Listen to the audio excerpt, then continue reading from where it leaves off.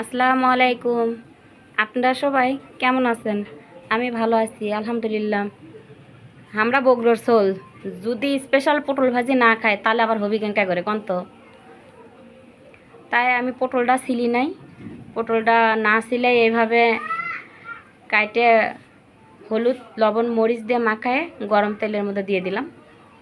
তারপরে এটাকে একটু ঢেকে রাখছিলাম কিছু টাইম, ঢেকে রেখে একটু সিদ্ধ করে নিয়ে পরে ওটার উপরে আবার পেঁয়াজ কাঁচামরিচ কাটে দিছি। একসঙ্গে যদি দেই তাহলে পেঁয়াজটা পুড়ে যাবে, এই জন্য ভাজার পরে এভাবে আধা ভাজা হওয়ার পরে দিলে পেঁয়াজটা বেরেস্তার মতো হয়, খাইতে ভালো লাগে। আপনারা করে খাইয়ে দেখবেন এবং কমেন্টে জানাবেন কীরকম হয়েছে।